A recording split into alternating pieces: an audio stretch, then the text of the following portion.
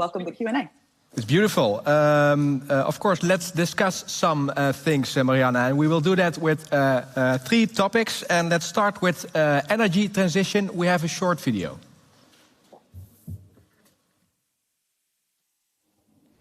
Climate change is one of humanity's major societal challenges. The top sector, energy, is committed to organizing all innovations needed to reach our climate goals. We do this in public-private partnership within the Triple Helix, and our innovation should help accelerate the transition. But we increasingly realize that we not only need technological but also social innovation, and that we have to look for crossovers across industry sectors. For example, last year we started the coalition Wind Meets Industry, in which both sectors join forces to drive innovation together. And we've learned that by understanding each other's working methods and investment conditions, we can also innovate smarter and quicker. However, the transition also entails uncertainty. What should you focus on and when are you going to invest? We don't want uncertainty to paralyze us. So that brings us to the dilemma: should we bring more focus in our choices to create more certainty for investments and business cases? Or should we stimulate all possible solutions instead? What's your view on this matter? Okay, that's clear. Thank you, Manon Jansen, CEO and Chair of the top team Energy. Let's start with you, Mona. What are your thoughts about the question? Well, first, let me say thanks to Mariana Mazzucato for her keynote speech. I've read the book Mission Economy, and it's very inspiring. It also leads to a lot of questions. I'm a practical person. So what does it mean for regulation on taxations, for instance? How do you reach the shareholder value in regulating companies? But that's maybe for later this afternoon. Manon Jansen strikes a dilemma. She really does. How do we do this in the Netherlands? Going Dutch should be conceived as the constant interaction between bottom-up and top-down. That's what we did in our top sector and innovation policy. We came up with missions, and now the missions are put into the world top-down. But the missions were created in a bottom-up dialogue with university companies and everybody involved.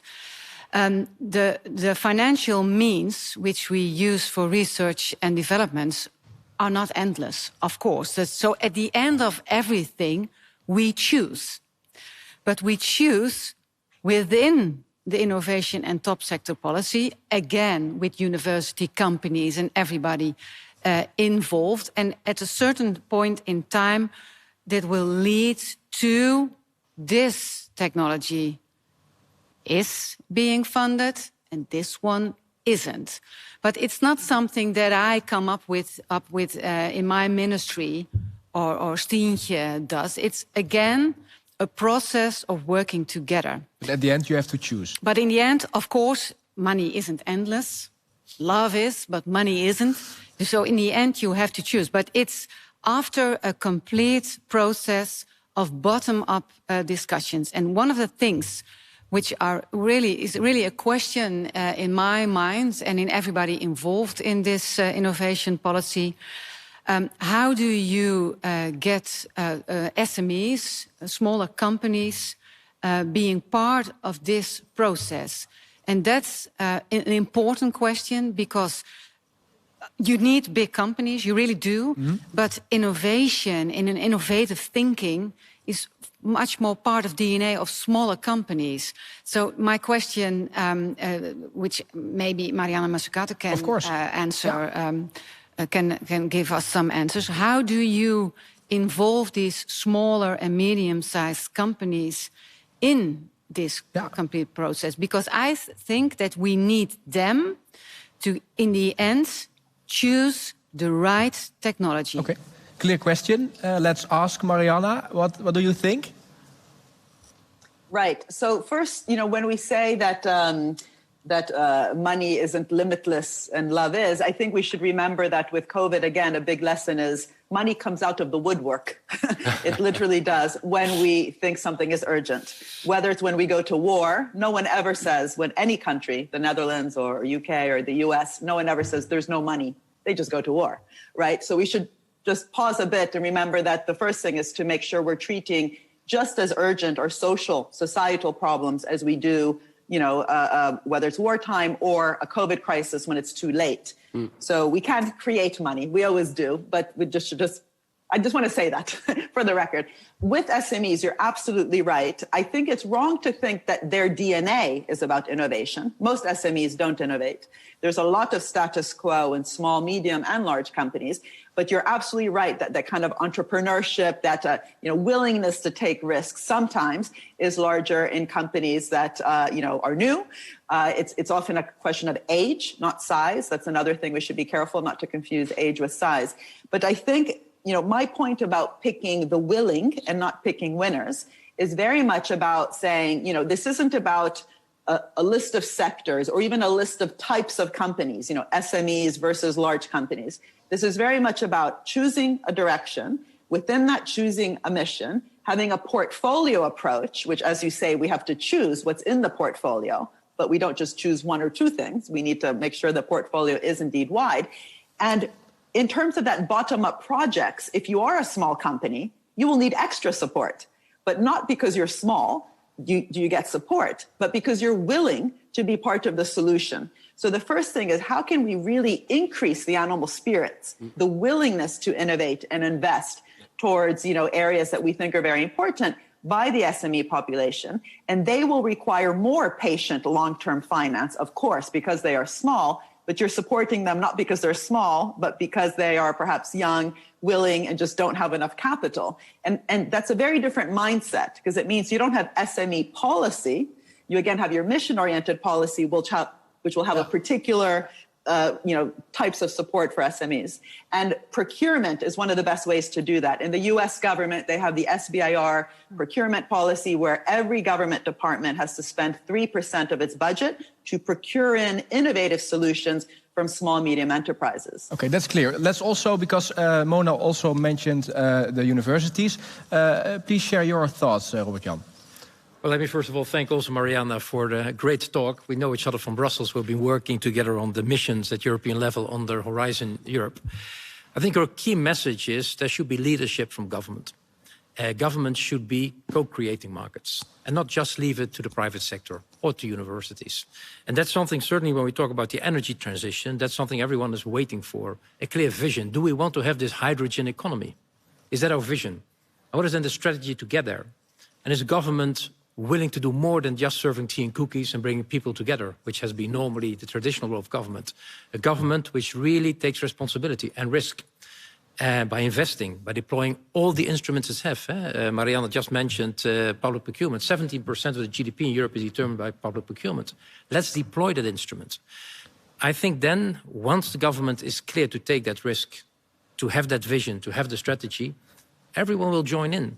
The manufacturing industry, certainly in the Brainport region, for which I'm working at the moment, they're just waiting to produce these electrolyzers and invest in it. But they will only do so, talking like companies like VDL or ProDrive, they will only invest in it big time when they know there will be commitment from government. That this is the way forward. And I think that's what at the moment everyone is waiting for. But it's a huge change for government to go into that direction, because the role of government has been over the last years serving tea and cookies and bringing parties together. Do you agree, Mona? Yeah, serving tea and cookies? What do you mean? Serving tea and cookies and bringing parties. Oh, serving tea and cookies. I was busy with the cookies on the internet. No. Sorry. Okay. Well, better no cookies then. Yeah, well, cookies are good too. The ones you eat. But Stientje, maybe you can elaborate too. I strongly believe that the cabinet that we were part of made those choices. We made the choice to make sure that our procurement policy also aims on sustainable products. We did. There are several examples where in our procurement policies we came up with new innovative products of or procedures that really aims at sustainability. So we did. Of course, it can always be better. One of the questions that always come to mind is, and that's what Marianne's book inspires us all to, how can we make sure that the government doesn't aim only at market failure when it comes to competition legislation, but also on co-creating. And why is that so important? Because it maybe feels good, but when your companies are being pushed out of markets by companies outside of the European Union where they're not so very fond on sustainability, or where there is state aid, that at the end of the day you end up with companies, for instance, from China or Russia or the United States, and your European companies are dead. Mm. Okay, that's not what I want to end up. So when you do this, you really have to think about doing it on a European level and make sure that companies from outside the European Union, who don't have to uphold all these measures and all those sustainable goals, can stay alive. That your European companies can stay alive, and that you can say to the ones outside of the European Union, sorry, you're welcome, but on our... Okay, that's clear. Let's ask Marianne. I think it depends what we mean. So first of all, the best way to compete globally is to compete not by seeing it sort of us versus them, but to really build those, domestic capabilities. I mean, this is where I think the US is also continuing to get it wrong. You beat China through making sure that the US is innovative, has an industrial strategy, and has, in fact, the patient long-term finance that China has, which the US actually has in some ways lost in recent decades. And in Europe, the best way to really build a strong European economy is precisely by having these, bold missions which attract capital. I mean, let's not forget that even small countries like Denmark, which have actually had, city-level missions, for example, in Copenhagen, and on the back of that created a really dynamic startup community. That's what has allowed them today to be the #1 providers of digital green services, high-tech digital green services to China's economy. China is going to be spending over $2 trillion in greening every single sector they have over the next 5 years. And a little country, Denmark, is servicing the digital bit of that. And so what does it mean, again, to build that in-house capability? But also, if we think of, anti-state aid, state aid policies, which I think the minister was, also kind of alluding to. When I spoke to Margaret Vestager some months ago, I said, are you sure that we have the rules in Europe so that we can compete, that we can create the kind of DARPAs or state-owned companies without them getting accused that, with the state aid rules? And she said, Marianne, look at the rules.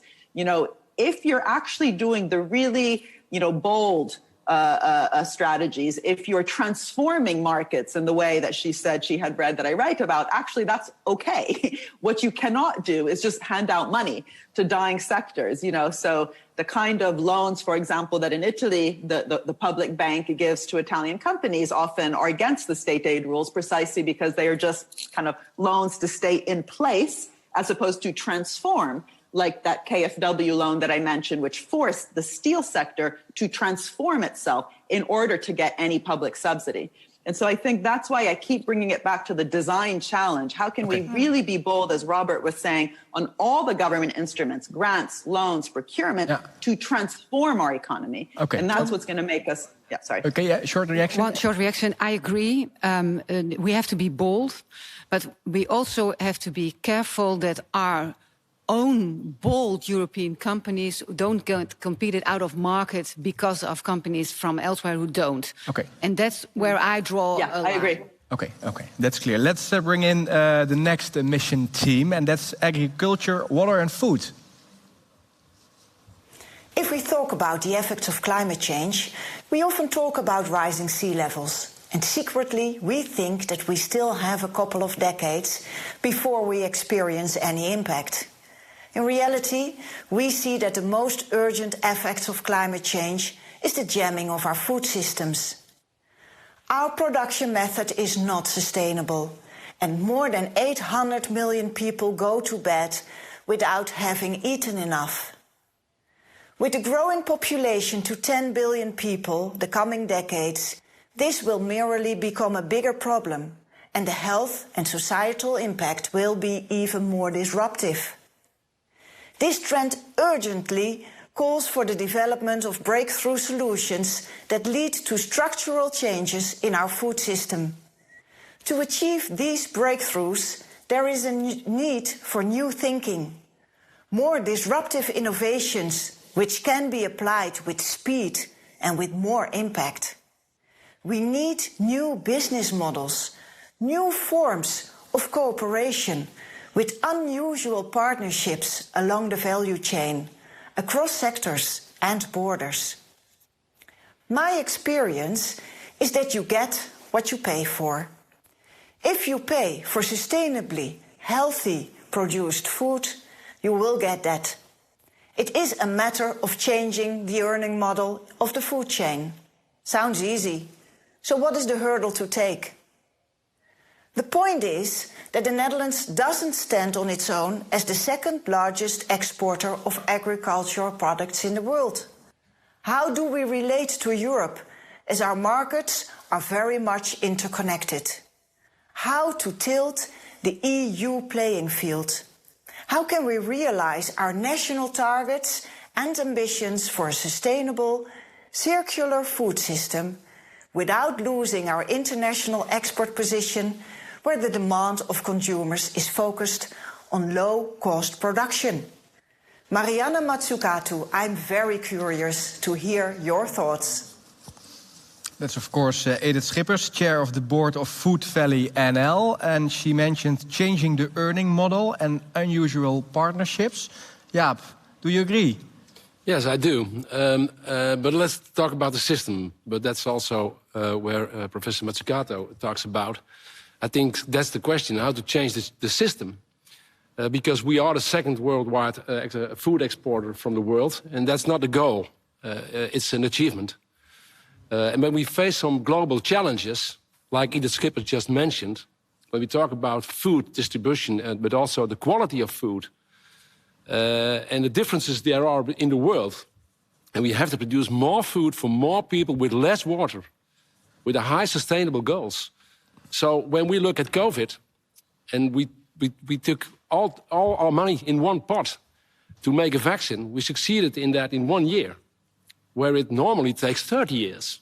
So let's take some global challenges, and I think food and water is one of them, and put all our money in one pot and create a level playing field.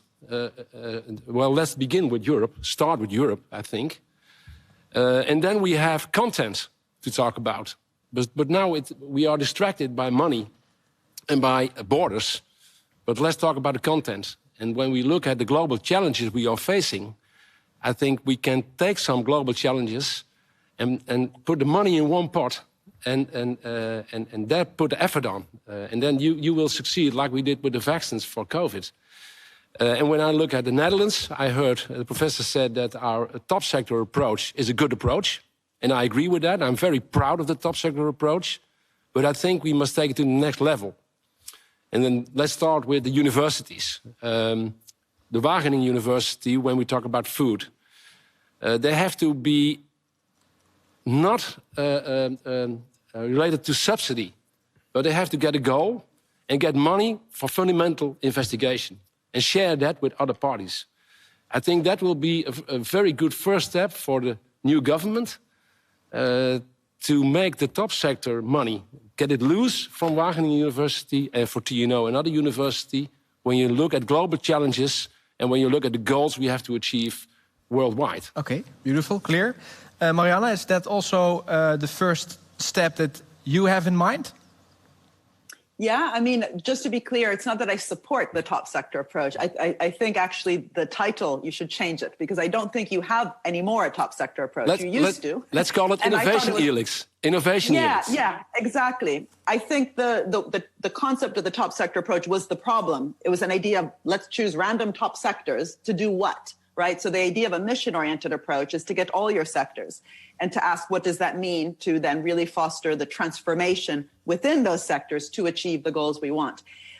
What you just said, I really agree with, because I think what you were talking about was about governing the process also in a different way. And with the vaccine, yes, we have a vaccine, but to be honest, we are not governing it properly. You know, what the World Health Organization is calling for, which I very much support, is a patent pool. We need as much collective intelligence as possible. And unfortunately, patents are often used kind of just for rent seeking. They're often too wide. Just used for strategic reasons. They are too strong, hard to license. They are often too upstream. So the tools for research are being patented, and that's not the point of intellectual property rights. And some companies like AstraZeneca, even though it's being attacked globally, have actually, signed up to the patent pool. Other companies like Pfizer have not. And this comes back to the minister's point before. Yep. Companies actually should be treated differentially depending on whether they really are changing the way they work. So it's not just about the global companies and, defending European companies, but even within Europe, let's make sure that we have strict criteria so that those companies, in order to benefit from public subsidies or even from publicly funded research in universities, you yourself have to be, rethinking how you govern, whether it's intellectual property rights, whether it's working conditions, whether it's, again, carbon commitments within companies. And this is what stakeholder value should be about. We need to walk the talk of stakeholder value. Yeah. And, this COVID moment is the moment to do it. But just a question. First, when we look at the system now, we get a big file of papers, and it's called From Farm to Fork. And they spread it all over Europe from Brussels. I think that's not the correct way. Why don't they give the Dutch, the Netherlands, on 4 topics, the regie? When starting materials, for example. 40% of what grows in the world on vegetables is coming from the Netherlands. Okay. That's a high quality and very sustainable. So why don't we make that sort of choices when we look at the European scale? Okay, that's clear. Robert-Jan? No, just a question, Marianne, as well. Mrs. Schippers very clearly said the question, that her fear is that if the Dutch, who are extremely competitive with their agri-food business, going to become circular, they become more expensive. And as a result of that, will lose their competitive advantage worldwide. So the question is there a first mover advantage here, yes or no? Yeah. That, I think, is an interesting question to Mariana. Okay, Mariana? I mean, there's always first mover advantages. We know, the reason we all are using the wrong keyboard today is because of first mover advantages. But the real question, I think, to confront, that broader problem is, what can government do to actually tilt the playing field to make it more profitable? We're not against profits. We are against how profits are being made often, to make it more profitable to actually be part of the circular economy. We are today, by the way, still taxing in most countries material more than we tax labor. Yeah. We still don't have things like a financial transaction tax, let alone a tax system that's more granular around the circular economy to actually make it more beneficial and profitable for companies to do certain things, and that would reduce their costs so that it wouldn't get passed on to consumers. Anyway, I don't want to, act as if this is easy or simplistic, but it's the right question, and that's why the policy levers need to change to tilt. That's clear. Thank you, Mariana. I also would like to ask Sientje van Veldhoven, what are your thoughts? Well, actually, I wanted to come back to one of the first things that you mentioned, that it's not just love. Knowledge is also without limits. And the more we share it, the more valuable it becomes. And when I think about the big missions, the big challenges that we have, we need to share our knowledge. And if we build upon the knowledge, if we jointly invest in knowledge, we will increase the knowledge, and we will increase the speed also in the way that we find solutions. And we have a limited time. And I think that, as with COVID, we also realized that we had limited time. And that is also why we had so much speed. We all knew that we didn't want to close up our economies for years and years. So there was the time element. So if we have a clear mission and we combine it with urgency, then we can get things done jointly. If we don't, then, of course, we will all depend on, let's say, the competitive advantage that a certain company will find in investing in a certain issue. But with climate change, we are running out of time, and circular economy is indispensable for reaching all of the targets that we have agreed to in Paris. So I think we really need to work on that. Then looking at agriculture. If you look at the world population that is growing to 10 billion people in 2050, next to climate change, that is part of our urgency, why we need to work towards a circular economy. And that is also why we need to grow, and we need to grow our food production. But we need to be very clear about what the mission is. The mission is not just to produce more food. The mission is to produce more food for those people in those regions within the limits of our planetary boundaries, including water, including pesticides. So one of the issues that I've seen that across sectors, there has been a tradition of, let's say, pushing external costs out of the sector towards climate change, towards deforestation, towards pollution of the environment. So we will need to find the solutions that include those elements. And so actually defining what our mission is much more complicated than we think. And once we achieve that, then we can also identify who needs to play what role and who needs to play, what instrument needs to play what role. Because a lot of instruments were being mentioned. Money, bringing people to the table, serving cookies, all very important. Attracting the right partners. Regulation is also one of the instruments that a government has. And we need to be smart about regulation, because we don't need to have regulation that only pushes external effects out of Europe or pushes company out of Europe. But with regulation, you can also stimulate as a government, Europe-wide. And I think the common agricultural policy should be a crucial element here when we talk about this topic, but also European regulation. The Green Deal that Commissioner Timmermans put on the table is crucial. And for me, I think it's really a waste, if we talk about waste, that the common agricultural policy is insufficiently aligned, basically, with the goals of the Green Deal. I think we have a gap there that we need to solve. And once we do that, I'm sure that Wageningen University, they're always brilliant. I think they're one of the best agricultural universities in the world. They will get lots of funding out of Horizon 2020 and successive programs because they have so much knowledge, and they will take, by quality, they will take control of many of the developments because they have the solutions. So I think there's many sides to this discussion. My question to you, President Mazzucato, would also be, when we think about the residual flows in agriculture and food production, what are your ideas about how to best capitalize on them? Because food waste is one of the biggest problems that we have to solve in feeding the world and in achieving a circular economy. Okay, that's a clear question. Please, Mariana, a short reaction, because then we can bring in the next point. Go ahead. Yeah, I mean, I'm not an expert at all on that topic, so I would say something foolish if I pretend to be. But I think your point, by the way, my sister got her PhD at Wageningen. Oh. Anyway, yeah.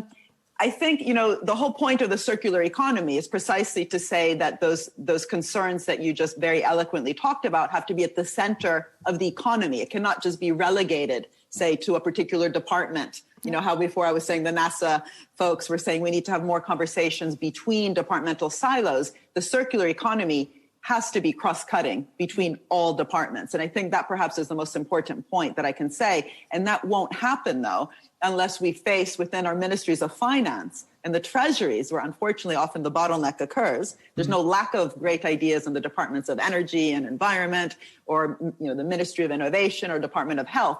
But if our way of thinking about economic growth and literally the models that we use, or how we think about the deficit, the debt, the budget doesn't itself change, and have an outcomes-oriented budget process, and how to put the circular economy at the center of how we think about the whole economy, then I think we will not move at the pace and the kind of transformation that you very well discussed. Okay, Tom, can I add very short? Yeah. One short thing? One of the good things about the Green Deal is that the carbon emission requirements are also being put in place for companies outside of the European Union. Crucial. And you have to do the same thing here too, to again prevent our own companies being competed out of the market, and at the end of the day lose their company, because then we end up with food which is less good than we have now. Okay. Let's bring in the next mission team, and that's circular economy. Here's Emil Meijer. The deep transition to a fully circular economy could be seen as the mother of all transitions, including the energy transition, future mobility, circular agriculture, etc. However, transitions bring all kinds of frictions and emotions from interest groups and citizens. The well-known "no windmill in my backyard." The transition to a circular economy, touching so many aspects of our daily life, is, in my view, not so much hampered by a lack of technological innovations, but more so by insufficient support in society. For so long, we have educated our people to act as a homo economicus, a bit selfish and transactionally, instead of being an homo circularis, fully aware that we can't any longer pass the bill of our way of living to Mother Nature. Of course, these are archetypes, and I believe that in any homo economicus a hidden homo circularis is present. In essence, my question to you is the following, not an easy one, by the way. How can we come to a widely supported social transition in which acceptance and trust by citizens is the core of the transition towards a circular society? Okay, thank you, Mo. Before I will ask Mariana, first I would like to share your thoughts, Tientje. Well, thanks very much. I hope we are growing towards a homo futurus, because I think that is basically what we need to do. And I think we see a development, especially in our young generation. We see students protesting in the street, asking us to take more action for climate change, and climate change in the wide sense of the word. And circular economy definitely is an element of this. If we go towards a world with 10 billion people, and if we keep using the same amount of resources per person, like an average Dutch person, we're going to need 3 planets, which we do not have. And so there's only one very positive solution, and that is to work towards a circular economy. And I'm a bit more optimistic in the sense that you see that awareness is growing. People across the globe are no longer accepting the plastic soup. They're asking themselves, why would we accept this when we have a better solution, when we can clean up our immediate environment, reuse those materials, and create beautiful new products. And that is what the circular economy is about. It's also a very positive and attractive message. We need to grow the awareness much more with consumers, with governments, with companies. And together we can just make for a different proposition. And then I think things will start moving very fast. And I must say that the circular economy over the past years, it has been catching up in attention and awareness enormously. Next week we have the World Circular Economy Forum plus Climate hosting here in the Netherlands. And I can say that the awareness has been growing enormously. We need to do that much more. And there's so much more that we need to do. But I'm actually quite optimistic about the direction that we're taking. Okay, Mariana? Yeah, I mean, just 3 quick points, because I agreed with everything that was said. The first is, I think we shouldn't be pessimistic. What, again, we've seen with COVID is, in hard times, just like we see with earthquakes and, other natural disasters, people do help each other. That is actually deep inside our DNA. And so what does it mean to help each other change? What does it mean to help the planet? I don't think we should think that, people have been, brainwashed to be selfish. We unfortunately, as I was discussing before, are not rewarding or not, making it clear enough that there is, in fact, a path to be taken, and also to make it really exciting. I mean, that was my point about, David Attenborough's film about the plastic-free ocean that got so many students and kids interested in that problem. So we can do so much more to increase our imagination. Second, of course, there's jobs in this area. So there's this false dichotomy that this is going to be, about also foregoing productivity increases or jobs and the whole kind of degrowth movement. I really think that's a false dichotomy. We can create new jobs, new skills, new services, like the example I gave with Denmark and China, with this, more circular, greener economy. And last, in terms of a just transition, which I know is out there very much and is something so important for the labor movement, we should think of the just transition not only ex post to make sure the transition is just, but how we discuss the transition ex ante. And the labor movement and many workers across the globe, the Australian Labor Party lost the election because in the end they weren't able to really convince working people that the green transition was going to be good for them. There's something about making sure that those discussions happen ex ante, right? Like, who's even defining what a green transition is? What is a carbon neutral city? What is a more sustainable way of living? It cannot just be fed down from the experts. We really need new forms of democratic engagement like citizen assemblies to really make sure that there's as many voices being heard and that there is a debate about it. Public space should be a space where we feel safe to disagree.